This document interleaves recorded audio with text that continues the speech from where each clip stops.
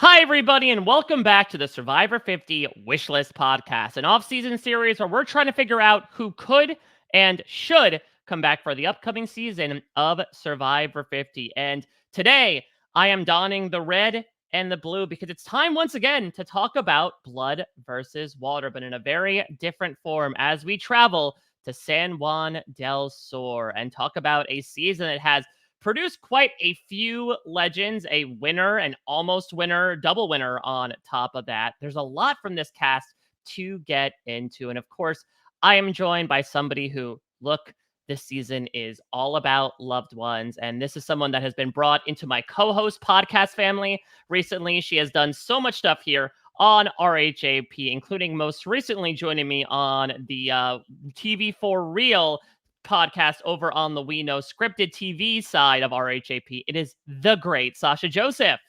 So excited. They said San Juan del Sur, and I came running. All right. This is the most Big Brother season of Survivor. Wow, okay. I mean, you're coming right off the top here. You're not sure you're not confusing it for the last Blood versus Water season that No, had literally a Big Brother player on it?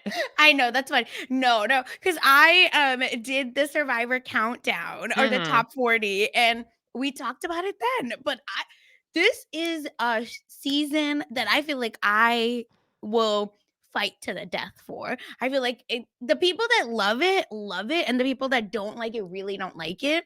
So I'm just here for people like us that love this season. Okay, you and me. I'm whoever's listening that you love it, I love it. Okay, I'm so excited. Like, what a ridiculous group of people. So that's the thing. It's been kind of astounding to watch the fandom's reception of San Juan del Sur metamorphosize over the past decade. We'll be coming up on the 10-year anniversary of San Juan del Sur this fall because, listen, Survivor Cagayan was a sensation for Survivor. Got everyone so stoked on the show. And even Blood versus Water that came before it was an idea that worked better, perhaps in execution than in concept, to the point where Survivor decides to immediately go back to the well and do it again, this time with newbies. And maybe it was going back to that theme so quickly, and maybe it was just the unfortunate thing of having to follow up one of the greatest seasons of all time. But I would not say the fire for San Juan del Sur was white hot during the fall of 2014.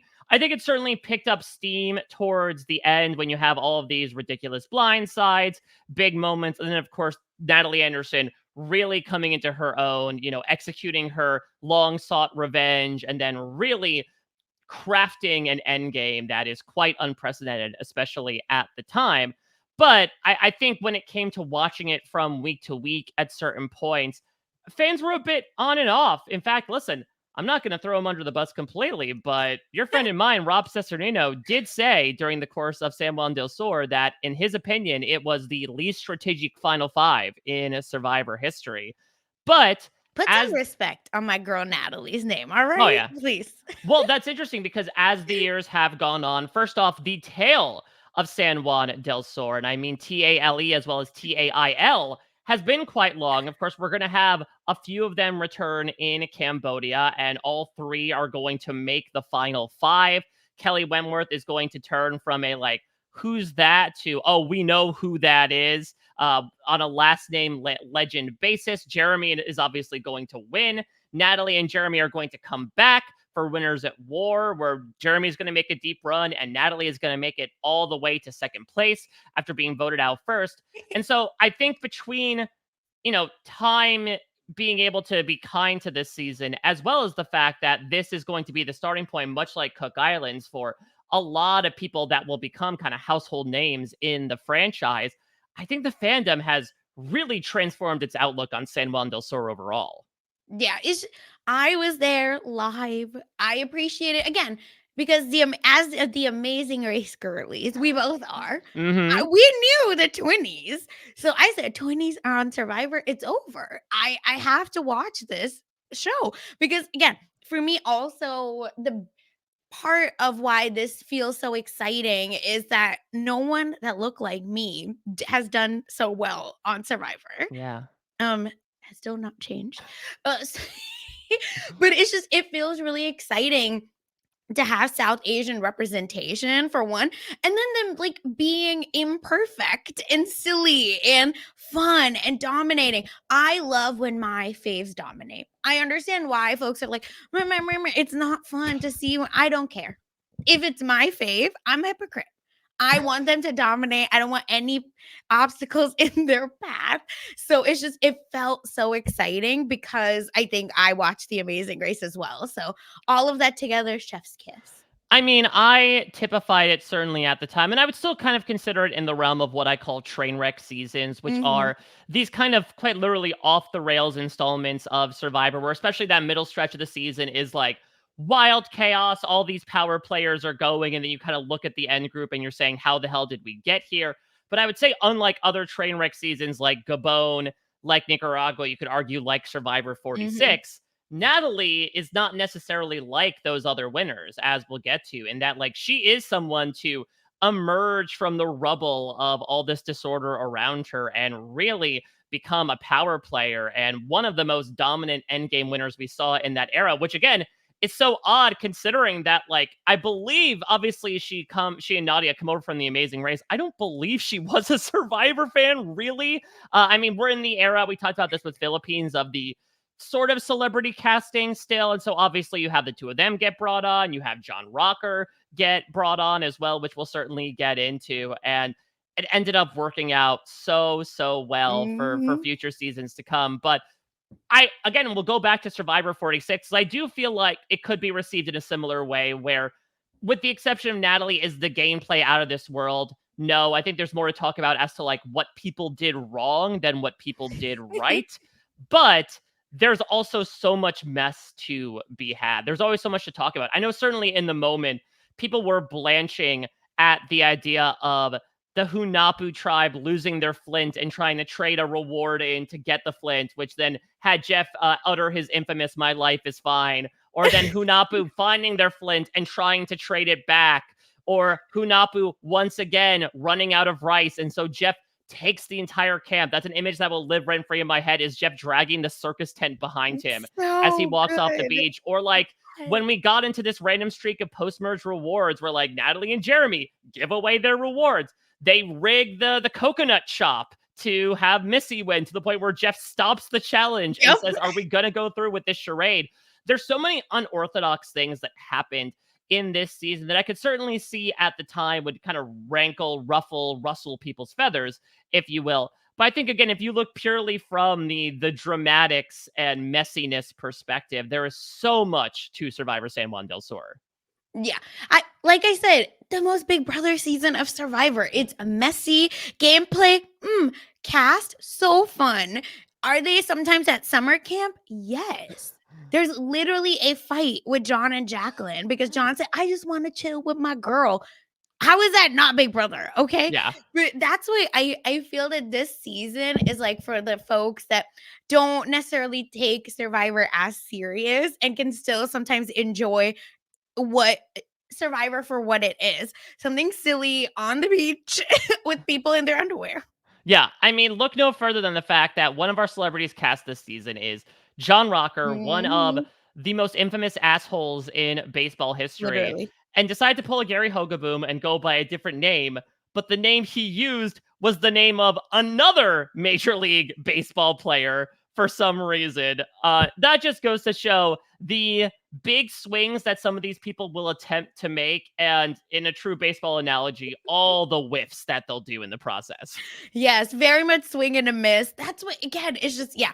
I watched like a recap of the season and I was like, "Oh, maybe I need to do a rewatch again because this is so silly." That's I'm a in it. Well, that's the thing as well. I think people look back on the season and say, like, well, the pre-merge isn't so good. I think episodes 2 through 4 of San Juan del Sur do stand up in retrospect, because you have the whole arc where Val claims she has two Yeah. idols because she went to Exile Island, and like John Rocker concocts a scheme to vote her out and is like, you better play one of your idols, believing her. And then John Rocker finds the real idol, but then gets voted out with it in his pocket when essentially the men's alliance bursts apart.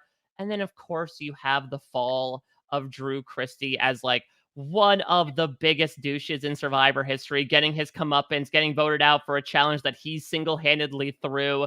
it's just some incredible stuff. And then we get into like the 1-2 punch of losing the Wentworths post swap is really nothing to write home about. And then we get into like the quit of Julie. But then once we finally have the Jeremy versus Josh showdown that culminates in Mhm. both of them getting voted off, I really feel like this season takes off. So I'm excited to get into it all. I do think, unfortunately, this does away with the blood versus water theme because, sort of like Amazing Race, Sasha, they end up this time, instead of doing like, hey, returning player, is there a loved one you want to play with? They purposely were casting for pairs. And as a result, and we talk about this on the race all the time, maybe we're not exactly 2 for 2 on Sterling TV personalities, but at least we get one on there. Yeah, thank God. Because imagine, all right, if something went to hell and everyone that we were, celebrity watching for all went out, I would have cried. But no, like I said, however this worked out, whoever wrote the script, and I'm just kidding, for this show is it to me, it felt really fun, and I can understand the low lows, right, or the lulls, rather, I'll Hmm. say, I but mean, the there were a lot of lulls in payoffs. this season. It I was lolling yeah. all the time. But it's just I feel like the payoffs are just so good. What do you mean someone is sitting on a bed with a girl and her boyfriend? Like challengers before challengers was a thing, all right? And then she rips his head off. All Yep. right, JWoww. You know what I mean? So good. All right. I That's why I just feel like I'm here to simp for this season. That's all I know. All right, well, let's stick to the plan here. We do have a structure that Yes. we need to adhere to. Let's get into our final three. And we Ugh. mentioned her plenty of times, and we will forevermore. We have, of course, our winner, Natalie Anderson, and then we have the two people besides her in Jacqueline and in Muffin. Oh, so I'm sorry, Missy. Missy is Who's Muffin? the third place I'm just finisher. Well, let's take a bite out of Natalie here, because listen, we've talked her up plenty, but of course we'll continue to do so here because I mean, she is fierceness personified in so many ways. I mean, if you look at her from a stature perspective, she proves that big things come in small packages. Sasha, I think you could definitely sympathize with that as well. Like, she is somebody who is an absolute fitness freak, has committed herself even more so between her Yes. two Survivor stints.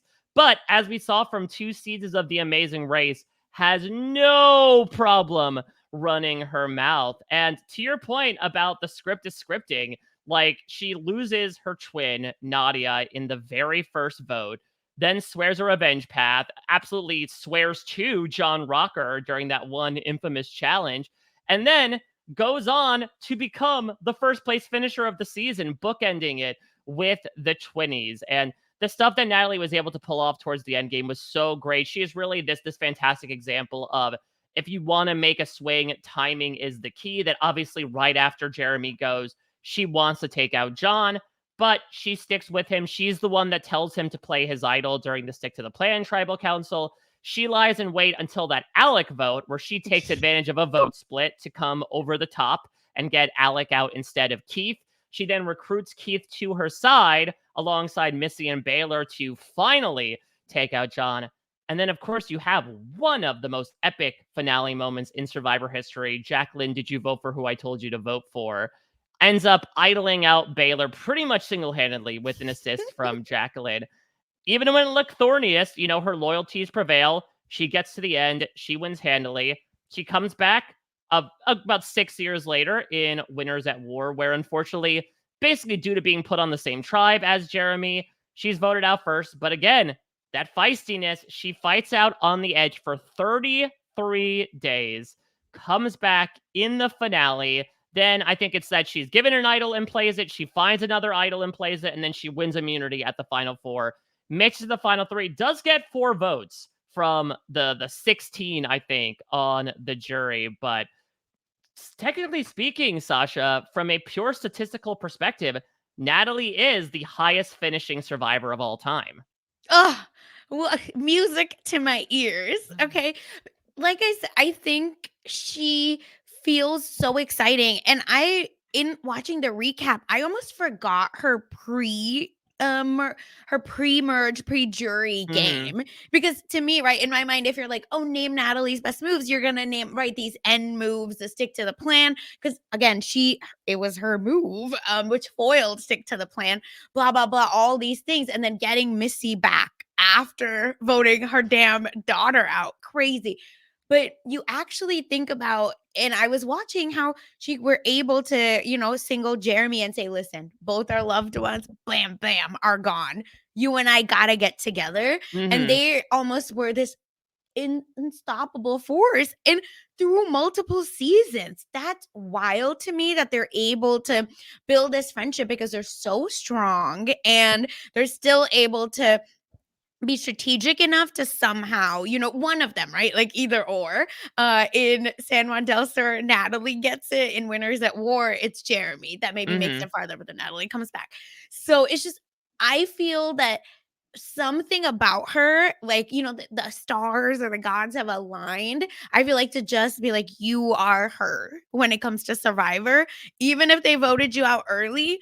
Can you imagine Alla Chris Underwood if she won that I season? mean, Oh, that I that wished, but it didn't happen. I mean, that would have been wild. Obviously, I think that it was more of an adverse reaction for Chris. I think Yeah. since we've seen it before, everyone would be like, okay, now every Edge of Extinction season, the person that comes back is going to win. I mean, it would have been wild that a first boot would have Mhm. won. And she would have been both 20s in one, and that she would have been the first boot Yes. and the winner once again. So Natalie was obviously a shoo-in at some point to be on the challenge. She does make an appearance in the challenge double agents. And from the get-go, she ends up being paired with Wes, is thrown into the first elimination, and beats two-time champion Ashley Mitchell in an elimination. Ashley And millionaire, baby. exactly, and Natalie's like, "Screw you! I'm like $1,100,000 heir, Mhm. Natalie Anderson." And at that moment, we think like, "Okay, this is a future legend in the making." Tragically, it gets cut short where it turns out, and again, people who don't watch the challenge, this is a wild thing, but it turned out that Natalie was pregnant Yeah. and they didn't detect it until production started. And basically, she had to be medically removed from the game. Tragically, she does end up having a miscarriage after the fact, but she hasn't been seen since. But it did promote a lot of fervor amongst the fandom as like, okay, is Natalie only doing the challenge from now on? For what it's worth, and this is still during the Winners at War era, but when she was asked immediately following Winners at War if she would come back, she responded, well, I was hoping for a win, and then I'd be 2 out of 4 CBS shows, which would have been a pretty nice resume. Now that I'm 1 out of 4, I want to go back. I feel like at this point, I just need to go on Big Brother because I've done both shows twice in a row. But listen, if Survivor calls me back, I would definitely go back. If I'd won this season, I think I would have retired from the game of Survivor. But now I just feel like I have something else to prove. So listen, if Survivor comes knocking, you know I'm answering that door. I think I could cry, is my point, because I just Mike, you and I do a whole podcast about like trying to get reality TV stars to talk scripted. Mm, Where is that? All right.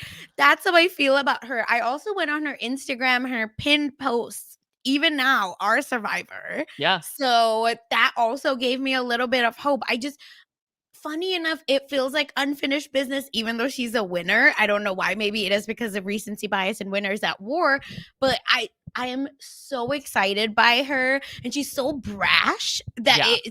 it's so exciting because I will say, we can talk about it at the end, but I was also trying to approach this not as a legend season because I Mhm. think San Juan del Sur is one of the where everybody has come back. It feels like so I was also trying to see like, are they, what would 50 look like if it is just this is a I make good TV season and Uh-huh. not a legend, not a second chances, whatever. Just say I make good TV season. And I feel that Natalie kills it, even in that. Yeah, and we should mention that, listen, Natalie is currently 38, I believe, right Mm-hmm. now. And she's also gotten engaged since the last time that she was Yes. on Survivor. So, listen, wedding funds do not raise themselves. You and I can both attest to that. So, maybe Natalie's looking to make a little bit of that extra coin. And if she somehow comes in first or second place again, good Lord. It's over from my heart. Okay. Natalie, let's just be friends. That's all I'll say.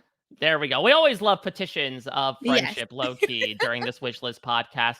I do also want to bring up Jacqueline Oh, here. With no offense to Missy, I mean Muffin. I think she's a very fun one and done character. Again, to speak to the messiness of the season, you mentioned Big Brother, Sasha. Missy Christmas is it. She's Chris Missy, if you will, between the third place finish and the fact that during a reward challenge, and I think the final six, she breaks her foot yeah, on her a ankle. challenge. Yeah, yeah, yeah, And yeah. because it's not like a necessarily an injury that could like risk her life, they say like you could stay in the game if you want to. And she does. So she walks into Final Tribal Council in a whole ass boot. It's just a wild thing to think about. But I am good sort of leaving her in San Juan del Sur. Jacqueline, I'm sort of in between with, between Natalie and Yes. Missy, because Jacqueline, I think, certainly we'll get into it. I think the past has shown that her now husband would be someone that would probably get the look more from production. But I always really enjoyed Jacqueline. And it took a little while for her to grow. I mean, I think she was a little purple in the beginning. But of course, she has this really incredible story where she has, I think, Meyer Rokitansky's Kuster Hauser syndrome, which I think disabled a lot of her fertility, of Mhm. her ability to have kids. She Yeah. talks about this really sadly during a reward that she goes on where she drops toys off at the village. And it was a long story for her and John since San Juan del Sur has happened, where they've tried surrogates, they've gone through multiple in vitro processes. It turned out that Jacqueline actually had fertile, I think, eggs that she was able to utilize to have someone in vitro. They've lost the baby in the process, but luckily 2 years ago they did get a new beautiful baby boy in their lives, which brings me so much joy.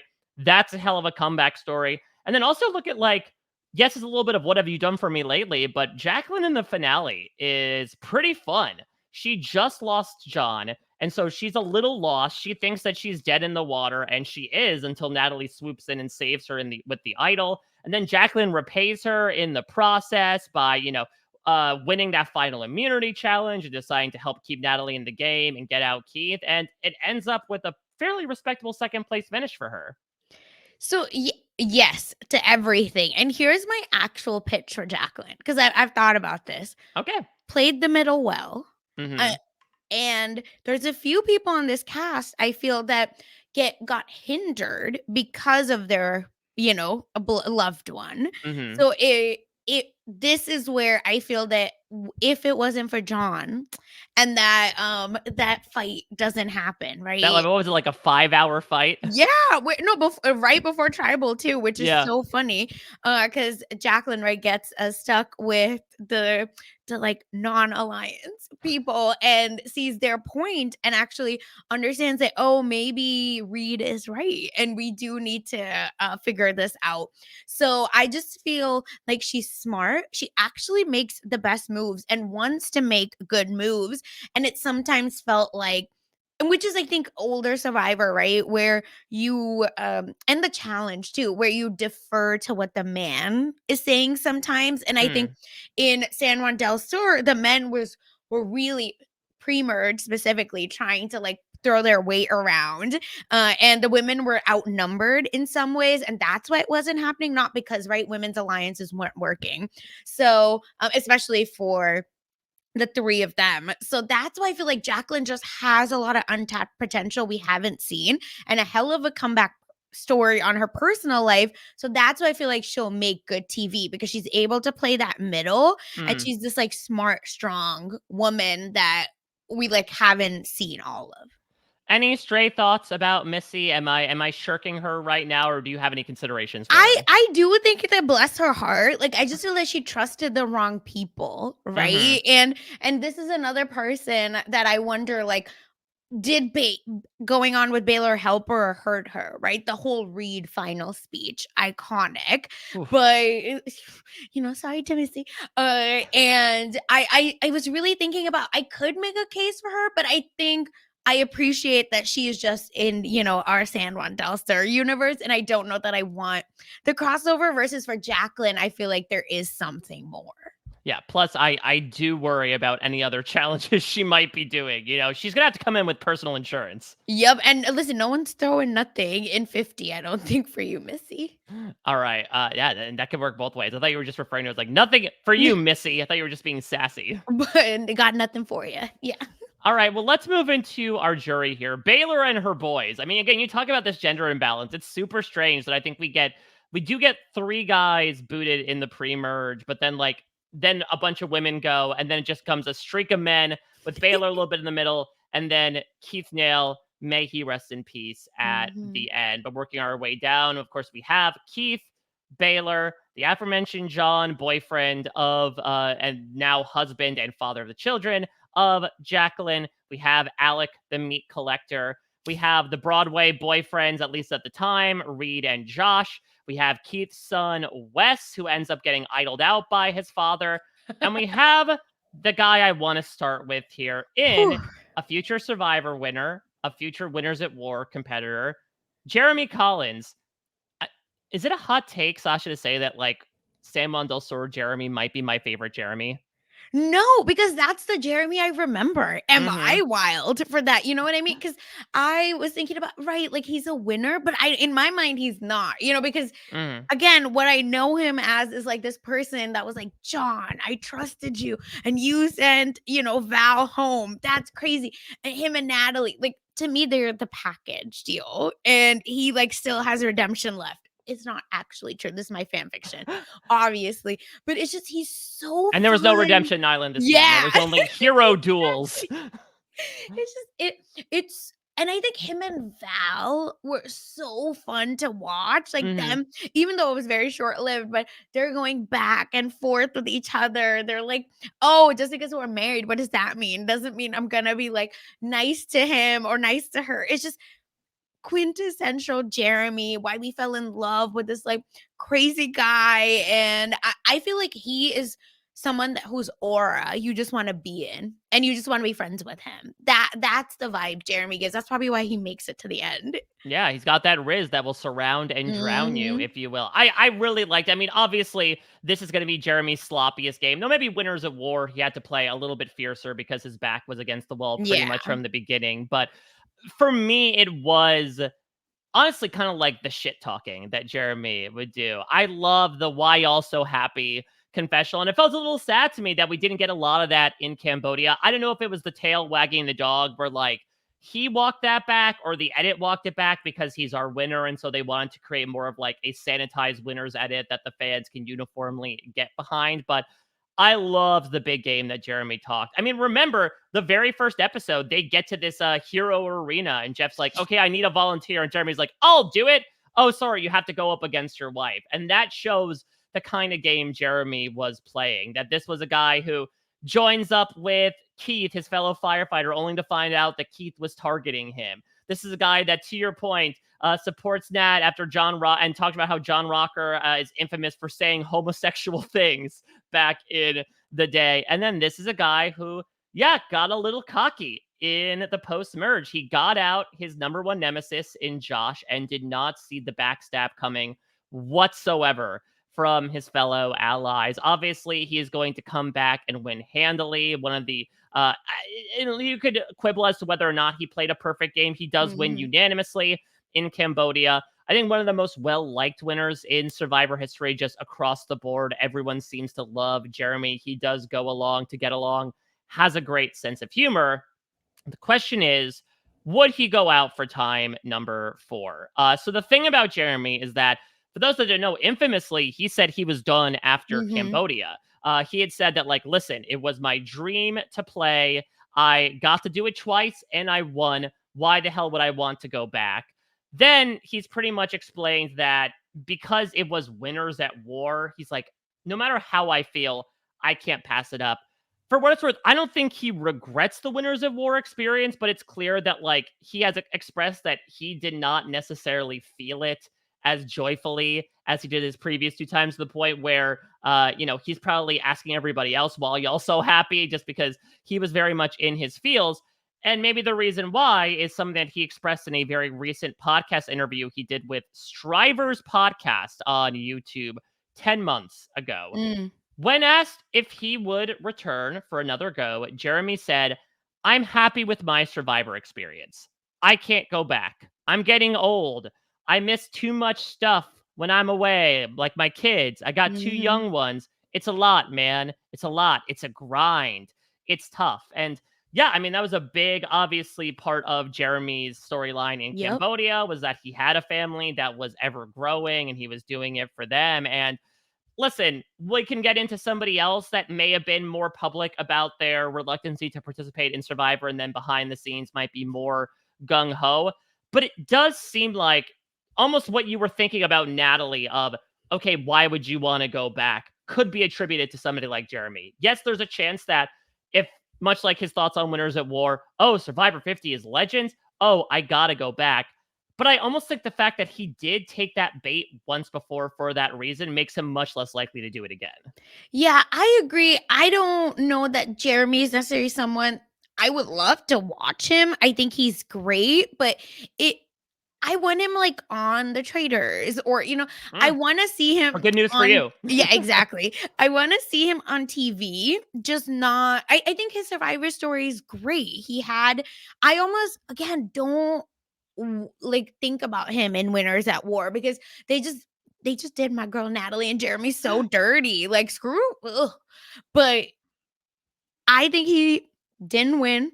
Val went home early, then he won again. We're good, for him. I don't know why I feel that way, but if he comes back, great. I want him on other shows, and I don't want Mhm. Survivor to ruin that for me, personally.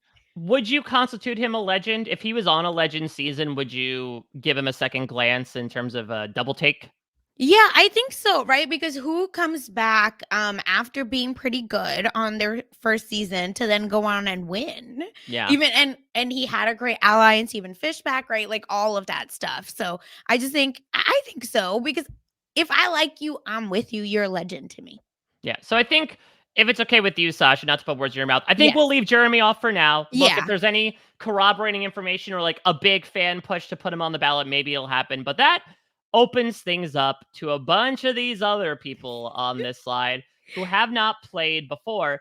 But there were some glances that were given to them. And I want to start with the man above him, a man we've spoken about before, the other side of that 5 hour standoff with Jacqueline. Let's talk about John Mish because John Mish, it's so interesting. I imagine looking back, people are thinking, why did we let John Mish be a thing? You know, like on paper, he is this former college football star, like the quarterback dating the cheerleader. He becomes this, like, good looking young guy who ends up becoming the dominant alpha male left in the game, ends up getting taken out right before the finale. But like the John Mish hype was high at the time. I know Stephen Fishback was all in on John Mish as the winner of this season. For what it's worth, he was incredibly set up, especially once Mhm. they end up taking out most of the Keith, Reed, Wes, and Alec alliance. He was in a really good position. Obviously, had Jacqueline thought he had Baylor and Missy on his side. And I do think there was more of a personality than we may remember. You mentioned that scene in the bed. This is the guy who, like, talked apparently for hours on hours at end, bragging about how much of a wino he is and all the different types of wine that he likes. He's a guy who apparently for copyright reasons couldn't be shown, but like would walk up and down the beach belting Disney songs at the top of his lungs. And this is a guy who, similar to Jacqueline, has this story of wanting to become a parent and that journey that they underwent and the triumph that they had at the end of it with this bouncing baby boy to celebrate. And finally, John, allegedly, perhaps in a different world, Sasha, not only would have been on the ballot for Survivor Cambodia, but possibly would have been on the season proper. I believe his story was that he just sort of let the call go straight to voicemail and Oof. missed it and never listened to the voicemail until it was too late and they already put the ballot together. Bless his heart. Like, it's just he is again, if someone were to come back, I do see why he would be high on the list. Hmm. I wonder if this archetype I is Survivor casting for this archetype anymore? I don't Hmm. know the answer. I think we need at least one himbo that, like, because he's smart. So I don't, but some good looking, silly person that's like, I just want to chill with my girl on the beach. Mhm. Her like we miss that archetype. I want that archetype. I love himbos on my show, especially because he's smart. It's just his ego gets in the way, and we need that on Survivor. So I would enjoy him. I think he would be fun. Does he need a Jacqueline, right? To almost ignite that Mm. side. That's why I wasn't sure about John, because Jacqueline, I can see like, right, oh, she'd just be a good strategist, blah, blah, blah. But for John, is it that like, does he need a spark to go?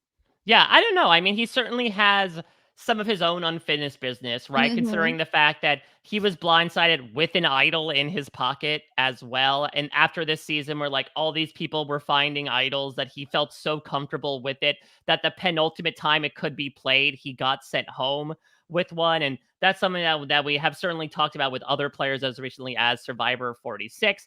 And again, this is almost like Jeremy.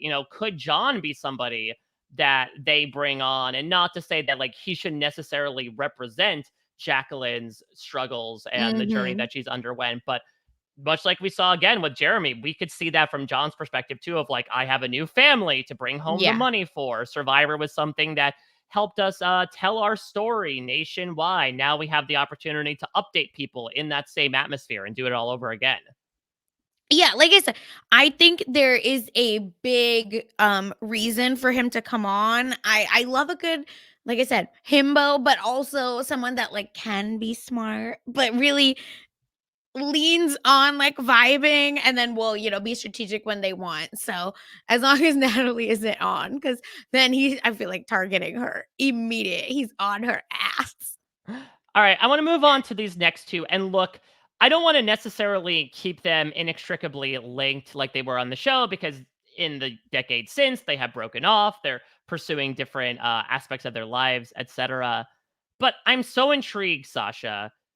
Reed and Josh, do we feel like, having them both on a ballot would be additive? Would they contest each other here? Are you leaning one way or the other as to which one of these guys you would want to see come back?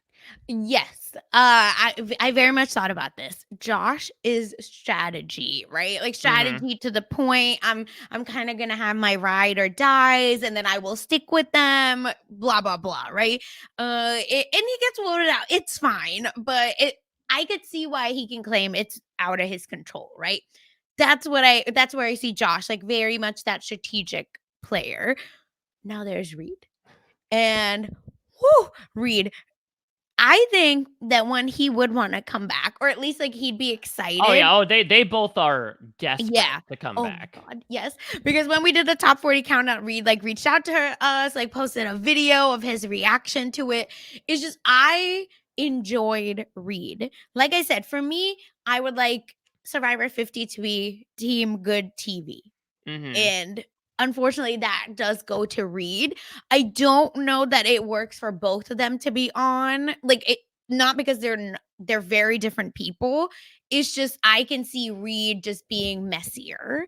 And right, like from a San Juan del Sur, you're not necessarily casting strategy. Sorry, Josh.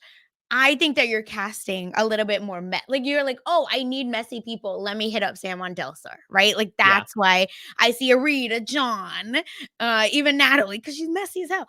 All these people, I think, can just give us the like that extra oomph that I feel like Survivor the 40s is giving us. I think Reed Hmm. works on a Survivor 40 insert. Ah, yeah, that's a good point. That Reed does kind of feel a little more new era coded. I Yes. mean, in a season that's all, or series of seasons that's all about like making these big moves, and sometimes they don't Yeah. work out. I mean, remember the whole stick to the plan moment comes where Reed nearly pulls off this pretty flawless split vote system where they're able to. Before John got blindsided with an idol in his pocket, he was going to all the way back at the final 10, but as a result, or at the final nine, I should say, but because the beans get spilled in so many ways, it ends up not happening, and Wes ends up going. So I do agree that I think Josh was personified as more of the like explicit strategist, and maybe that's due to the Mhm. part that like his tribe absolutely sucked in the pre-merge, so we saw Yes. more of him than Reed. He definitely seems like the more heady of the two. For what it's worth, Josh is the one that at least has been contacted more by production. Which I understand. Yeah, he was asked to return for Cambodia, but he had to turn it down because he had just gotten a Broadway contract. Ugh, And then he thank apparently was also called for Game Changers, but they ended up not going with him. He also said that back during the days of The Amazing Race 31, which was like the reality TV showdown, Mhm. they asked him and Reed to be on. They were exes at that time, but I mean, it would have been incredible to Yeah, have they them would on have killed it. Are you because of kidding? that, I think. They would have probably won. Like, they're so because again, they're smart, they're physical, they're Oh my, likable. that's the thing. Like, if you look at these guys' Instagrams, good God, you could shred cheese on those abs. Hot. That again, that's I want these like silly hot people on Yeah. Survivor, but Reed is like smart too, so I don't think That's the he thing is that counts in Reed my Reed did possess the capacity to at least like yes. attempt something when his back was against the wall. I mean, listen, with no offense to the men that he surrounded himself with, he definitely seemed like the brains of his alliance once Josh left. But to your point, he was probably more well known for like his fiery personality. He's the one that is like, dressing down the majority alliance during that coconut chop challenge that had the infamous she's not a girl, she's a mom line come from what Reed says to Missy in the process. And he's going to deliver many more words to her in the final So words. Reed's going to win individual immunity and break into a split in the process. So, yeah, especially from like a physical perspective, I think Reed especially would be somebody that could absolutely kill it or at least make some fantastic TV in yes, season 50. So I agree. I would probably put him on over Josh, but then I think more so back to who would production want to have back on, of and maybe course. they would want to listen if they were on Team Josh back in 2015, would they be on Team Josh again in 2025? Yeah, listen, if you're listening to us, just know we want Team Good TV. And maybe Josh is messy too, right? Like maybe we didn't get to see that. That's fair as well. It's just that wicked stepmother. Like, are you kidding me? It's just I don't understand how you don't bring him back. That's where I feel for Reed, where I'm just like, no, this is in my mind and in also, I think he goes under the radar enough to make it to Hmm. merge versus Josh, who again, production really, wanted back, who was smart. I can see how gets targeted early versus a Reed who maybe is able to like mingle well and just kind of be like, I'm just here, vibes only. But actually, I'm smart. With no offense to Wes or Alex, I feel like much Oh, like bless. Missy, they were fun, sort of like tertiary background characters that, of course, were part of some of the best memes of Survivor San Juan del Sur. Of course, Wes with the chicken nugget eating contest with his Chris Farley show. Jeff, remember when you were on Two and a Half Men naked with a plate of bacon? Alec, of course, the meat collector line, as well as his just open mouth gawking at tribal council. But again, much like Missy, I kind of feel like they should stay frozen in carbonite Yes, in yes. San Juan del Sur. But what about Baylor for you? How much of a sticky situation are you when it comes to weighing the options of putting Baylor on the ballot? I know I've thought about this a lot and I don't know where I stand, if I'm being honest, because I think there are a lot of great moments, right? Like if a Reed and Baylor get Oh, cast, because Baylor just seems vindictive enough to mm-hmm. cut his throat. Reed definitely, I think, seems like messy enough to be like, let's run it back, baby. So I think again, Baylor's another person that maybe needs a match to be on, right? Like she needs Mm. something to light that fire. But why? My question is, why haven't they had her back? Because she was such a big character on San Juan del Sur. Like, what's going on there? And I know she's been at live shows with Missy, et cetera, et cetera. So They just showed up. yeah, it's so funny, and I enjoy Baylor. I think, she's able to, right, like, hang with the boys and do what needs to be done with the girls. Not necessarily a fully girls girl, Mm. and, that's a little minus point from Sasha, personally, but I enjoy it. Like, if she were to come back, I wouldn't be mad. I'd be like, "That is so funny. I'm excited. I'm in." But I just think that I'm like 50-50. And if you were like, Sasha, I want her, I would be like, great. If you like it, I love it. Yeah, I'm really back and forth as well. Actually, Mhm. breaking news are happening now. I'm just reading an Instagram post from her from 3 years ago that asked, "Would you ever play on Survivor again?" She said, "Nah, dot dot dot. Survivor was an experience I'll always be grateful for, but now that I follow Jesus, I can never justify lying, cheating, deceiving, backstabbing, or playing with idols. No thanks." She went full like Joanna from Amazon and being like, "Thou shalt not covet false idols," taking that literally. But yeah, listen, as a Jew, okay, got it. I got you. I understand. Bye. Yeah, and I think as Okay. well, like she is a little Chase Ricey in that she obviously has pursued a music career, something Mhm. that we definitely made note of over the course of San Juan del Sur. So it seems like she had her Survivor phase, and she's Yeah. ready to leave that behind and move on to other prospects. I think they also like they really got her ass. You know what I mean? Hmm. So I understand why she's like, just please, God, leave All me right, behind. let's move on to our pre-jurors here. So, working our way up, we have the other twinny in Nadia. We have Miss Two Idols herself, turned future loved one's visit in Val Collins. We have the aforementioned John Rocker, or is it John Wetland? We have basically a badass and manipulator of this game, Drew Christie.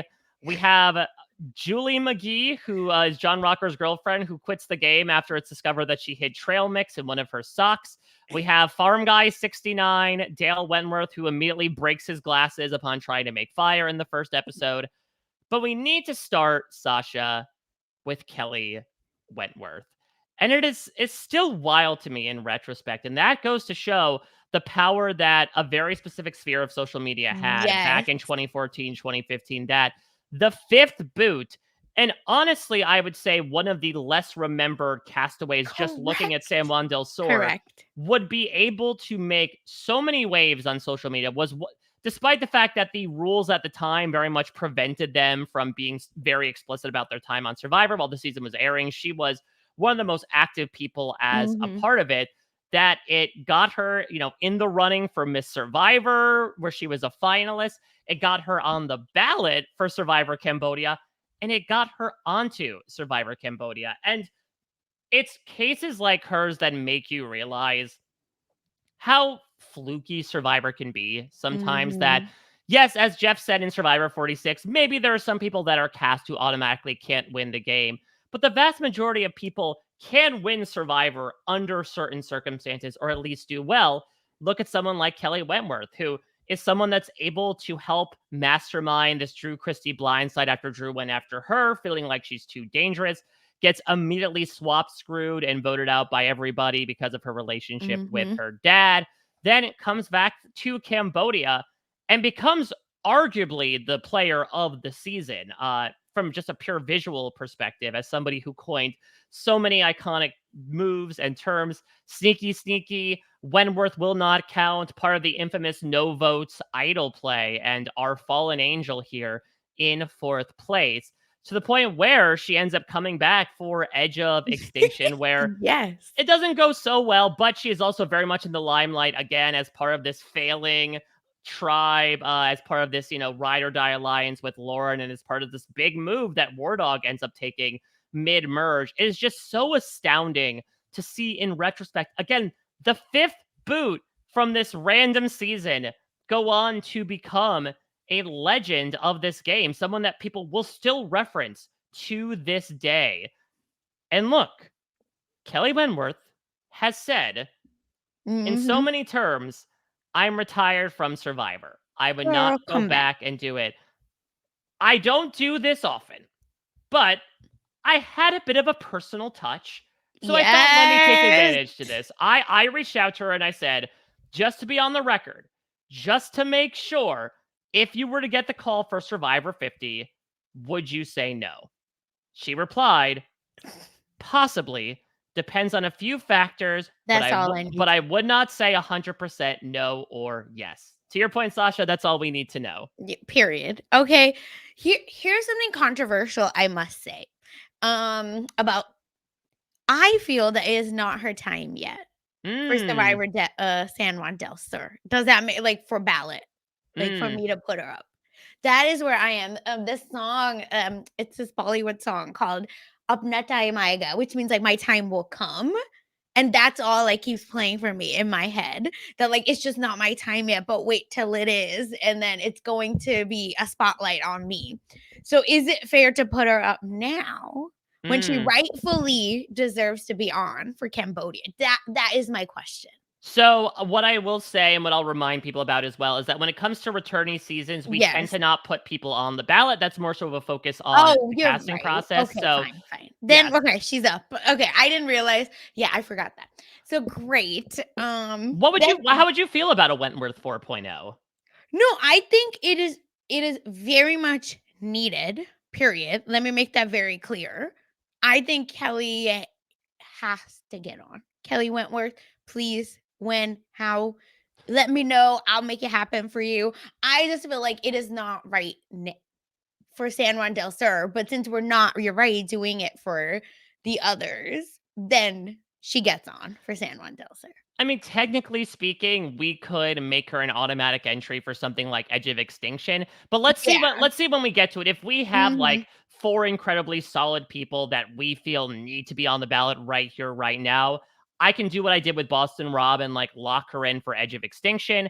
But otherwise, yeah, I mean, especially the fact that Kelly has said in no uncertain terms, like, oh, I definitely think it over.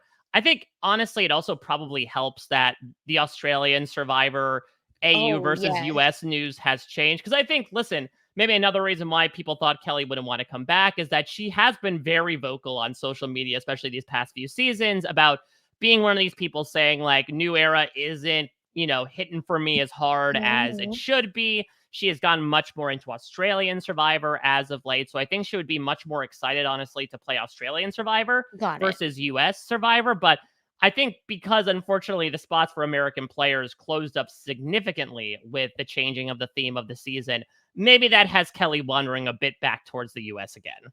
Yeah, like I said, I think she deserves to be on. That's team good TV for me. It's just not for San Juan del Sur, if that makes sense. Like Yeah, her time to shine isn't this season, but that doesn't equal Kelly Wentworth doesn't deserve to be on. exactly.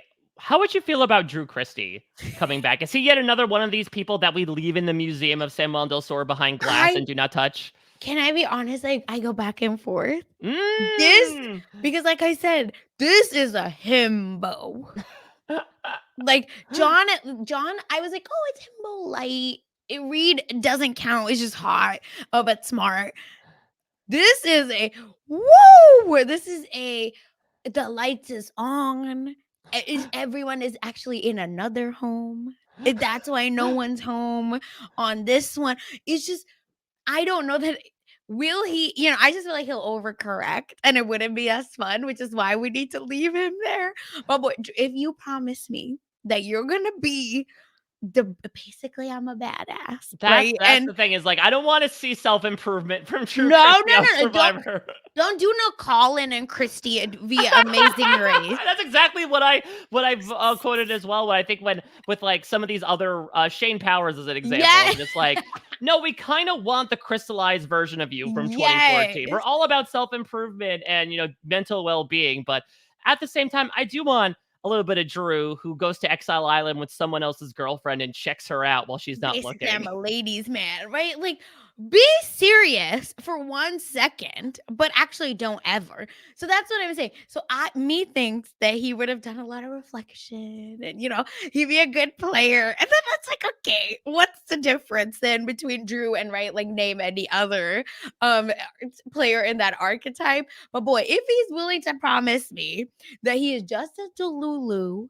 as he was back in San Juan del Sur, then I'm fighting to the death for Drew to get on because, like I said, for me, Survivor 50, Team Good TV. But if there's even an ounce of self reflection, I don't want it. Bye. Yeah, I mean, Turn it off. his arc is so incredible, and it happens from the beginning where he's the one that's immediately directing people on the shelter, Yes. bragging about all of his male modeling contracts. He contributes to like one of my low-key funniest favorite lines in the season, which is during the Sumo at Sea challenge when he says, "Go, Josh," and somebody tells him it's Reed that's on our team. Like, Drew, to your point, was this perfect blend of egotistical yet aloof that it works so well. That this is a guy who was so confident in everything that he did without realizing that nobody was in on it whatsoever. This guy wants to vote out Wentworth, saying, "Oh, there's a women's alliance going," unintentionally manifesting a women's alliance to then vote him off. Exactly. That is just, it's incredible. It's one of the best downfall episodes of all time. Again, he is someone, it's not like he got a whole group in on to throw this challenge. He single-handedly, quite literally, with the rings, throws this challenge, smirking the entire time, that engineers his own boot. It is Just so beautifully poetic. And that's what I want folks to understand. Like, we need folks to go pre-jury, that we're Mhm. not like fully, our heart isn't gonna like be pulled out of our chest, right? For like in my mind, for Sari to make it far, I need a Drew on the show. You see what I'm saying? Mhm. But again, if it's any self-reflection, I don't want it, Drew. Send it back. Return to sender. So that's why I don't think I can put him on the ballot, because normally people grow. That's good. I'm happy for you as a person. But if, like I said, if this is a pre-jury fodder, this himbo is perfect for it. And he's so good. Suffice it to say, I think that John and Julie have moved on, not only Bye. with their relationship, but with Survivor And so proper. have I. But I do want to address our first two boots here, who end up becoming, the blood versus water partners of two Survivor winners. I mean, would you want to see a Val or a Nadia come back here, or do you think that their respective partners could represent them no matter what? So, okay, so I thought about this. I think Nadia, I won her on another show, right? Like, I think her Mm, and Natalie, like the twinnies together, 'cause we just haven't gotten to see a lot of Nadia. That's why. So I just think that it it, it would feel a little bit disingenuous for Nadia to come on, not because she isn't great. I feel like the way the show might use her story or lack hmm thereof, and it might be just a shadow of her sister, right? Like, why is Bronny playing for the Lakers? Like, it's crazy. You know what I'm saying? Like, if Are you you're calling Nadia a Nepo baby? Nepo twinny? basically. But, I'm just saying, like, I want her, like, on a challenge or somewhere where Yeah. she can be her own person first, and then almost come back to Survivor with her own resume. That's why I feel Yeah, like that's my case, unfortunately, against Nadia. Who do I want South Asian representation? Oh, duh. of But course. I also want to be realistic and, yeah, and be fair to the actual person. Because, diversity for the sake of diversity isn't really diversity. And I think for Val, I'm actually more interested because we got a little bit from her two idols, right? Like, we have enough of silliness with her story. And then her versus Jeremy is so fun. Mhm. So I wonder how that would work, where I still think there is a possibility, because she's not a twin. She doesn't have the literal face of a winner, right? And I think she is her own person in that way. Not that Nadia isn't, but I hope folks get my line of thinking. That's why I can make a case for Val, and I just feel like it was cut too soon. You know I feel like there was something there. you know what's interesting? In her quarantine questionnaire, Dalton Ross asked, Mhm. "If you could make one change to any aspect of Survivor, what would it be and why?" Val said, "I would make the game always start with 3 tribes. I feel like I know the players better in small groups. It's harder to pick to get the easy person out. Every relationship matters in small groups." Is Val the reason why we keep starting with 3 tribes in the new era? So then Val's coming back. If it was your idea, you're coming back. Yeah, she's the Mike White. And actually, Mike White was the one, right, who said don't do Redemption Island in this season, then Mhm. became a player. Same thing with Yes. Val. Yeah, that's why I have to get I think there is something with Val, just like Val and Julie in my mind, right? Mm, Not Julie, oh my god, Jacqueline. Sorry, I just saw Julie's picture. Val and Jacqueline are those like, oh, they're partners to ate up a lot of the spotlight. I think there's more. With Jacqueline, we were able to see at least a few episodes of just mhm. her thriving, and that's why we're able to make that point. Versus Val, it was cut too short. John Rocker, why didn't you quit early? Anyway, but either way, I just feel like there is something more, and I don't know if it's the Jeremy effect, right? I'm Mm. willing to admit that. But the Collins family, what y'all got going on? Adopt me. Well, one more loose end to tie up with a future loved one. Yes. Anything about Dale? I do feel like Dale was one of the main characters of this pre-merge. Maybe it's because he goes to tribal council in 5 out of 6 episodes, but any thoughts about seeing him as a returnee? Bless his heart, I think Dale is our, like, crystallized with the broken glasses there. Mhm. Yeah, it's just he was great, and he's there. Yeah, that's There how we I go. feel. Exactly. He will, support Kelly from the sidelines. That's Yes. yeah, and I think he would wanna go back, and he's still fairly active. He's, like, 65, but Mhm. I feel like he's riding bikes all the time, but yeah, it's tough. I don't wanna necessarily, like, gatekeep saying only one person from these pairings can go back, but I do Right, feel that was like my question. with Mhm. Dale and Val and Nadia, it is a little bit like, okay, your partner can kind of represent your household here. Which is unfortunate, right? And Yeah, and that's why I'm feeling so, like, torn and yeah, because I want them to come on, I just feel that the shadows that they yeah. have isn't fair to them. So, Val traders, let's make it happen. Val on Oh the my god. mole. I have 2 shields, don't vote me out. Seriously, that's what I'm saying. It's just and Dale would just I think Dale is just a funny character. I Yeah. do think there's like a fun after show for him, but I don't know that like yeah, Survivor 50 is Dale Wentworth. Yeah. All right. Well, talk about the shadows casting, but there is Yes. one big one over this podcast, which is the Whew, people we put on the short I'm list. stressed. Yeah, there are a lot of names to choose from here. Let's start with the guarantee. Yes. Natalie Anderson is going on Yeah. the ballot. It's again, I know like winners are like, "Oh, are we sure? Are we not?" But in my heart, my girl gotta get on. Yeah, and listen, we still don't know what the theming is at this Yep. point. And again, I'll keep saying something that Rob said during our halftime show. Like, if you don't want to see Natalie back for a third time, don't vote for her. But I think she is one of these winners as well in the modern era that has been the most vocal about wanting to go back, which is interesting considering that Winners Award did not seem like a happy experience for a Mhm. lot of people. So, absolutely take advantage of putting her on there and having her continue that legacy as the highest average placement. Sasha, who else do you wanna suggest right now? Give me another person. Yes, I think Reed is my second. I would second the second Yes. of Reed Kelly right now. Mhm. Yeah, I think that he kinda does have this package of Well, especially no pun physical intended. yeah, Yeah. exactly. I've seen those Instagram shots, but of physicality, of desire to play the game now, and also just willingness to kind of throw everything at the wall and see what sticks. We saw him concoct some big plans in the moment that end up fizzling out.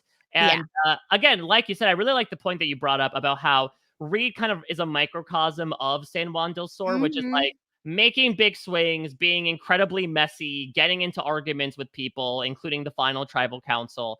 So I think Reed would fit in well here. And Reed is 41 years old too. So Yeah, which and listen, in amazing shape, mhm. yeah, like we just keep saying, he fits in well even with the new era. So People then I feel like we're oof, between a yeah. few at Yes. the moment. I'm going to suggest John. Okay. Um, I would like to see Jacqueline, but I feel like again, I don't want to necessarily do like only one person per pair, but like Yeah.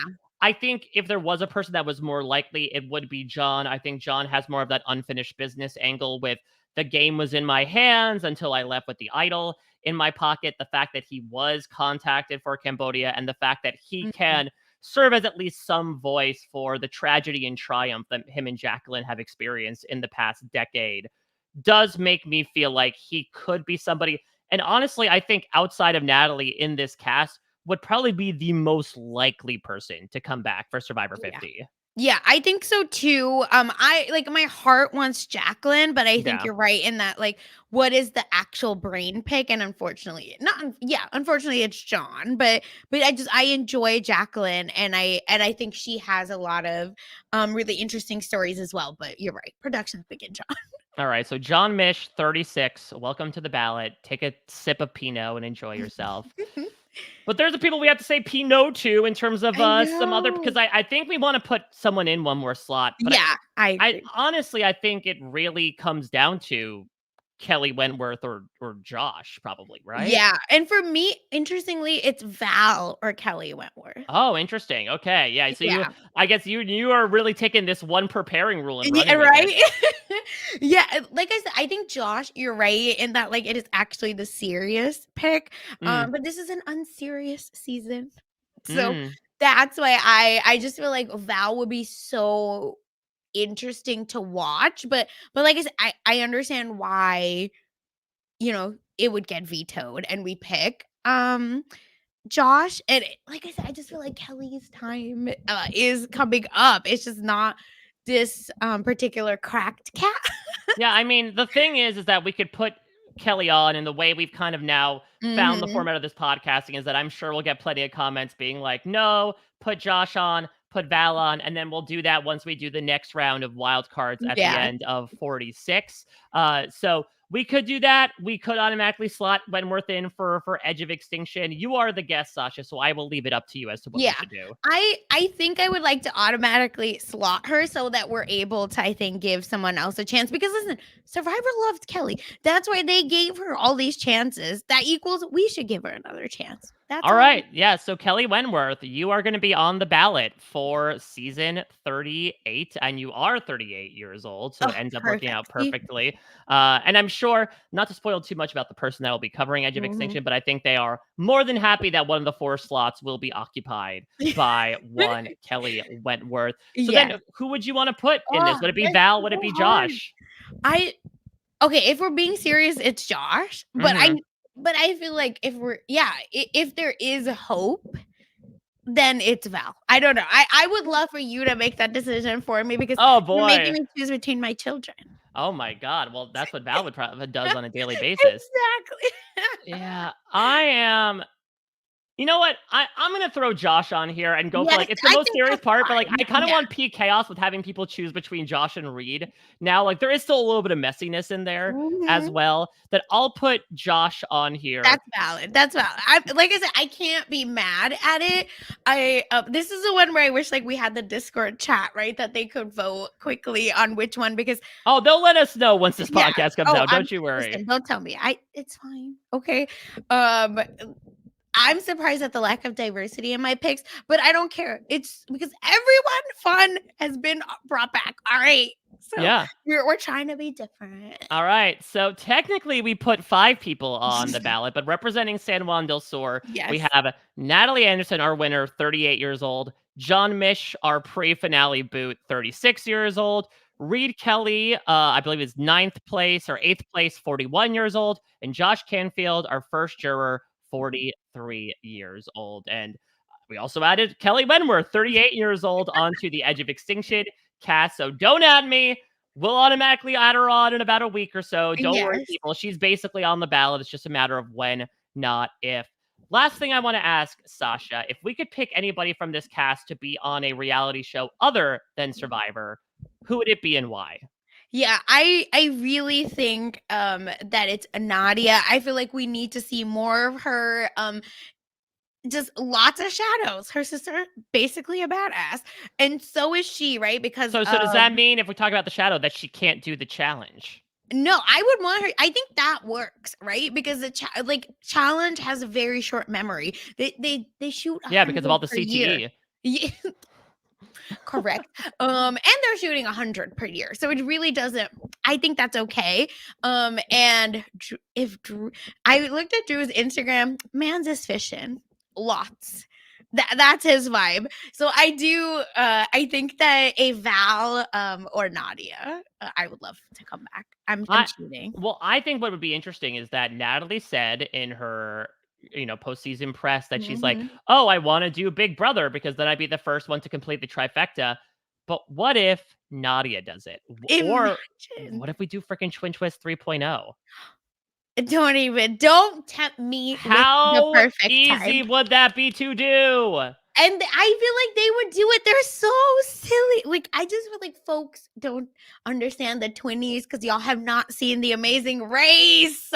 Okay. The way they curse at each other, the way they're like ready to fight for no reason. I do Nadia is my first pick, and then Val is my second to come back. But what a great cast, Mike. Yeah, That I do. like we're spoiled, We are absolutely spoiled. I do feel like I want to put Drew right? somewhere. Could he may have a place on like a Bravo show? Like, could he? Okay. Vanderpump's looking for Or cast members, yeah, right? Vanderpump or Summer House. Mm, I can see him on a Summer House where just some people need to bring the himbo out of him is how yeah. I'm feeling. That's why I'm not sure. It's just uh, come on, okay?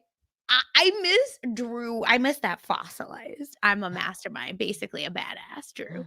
Well, I'm glad we were able to unearth some fossils here. Maybe leave Yes. some in the ground, but certainly Mhm. bring some to life with putting a good amount of people on the short list. Sasha, this was such an incredible time. Thank you so Thank much for bringing you. your expertise and unabashed love of San Juan del Sur 10 years in the making to this podcast.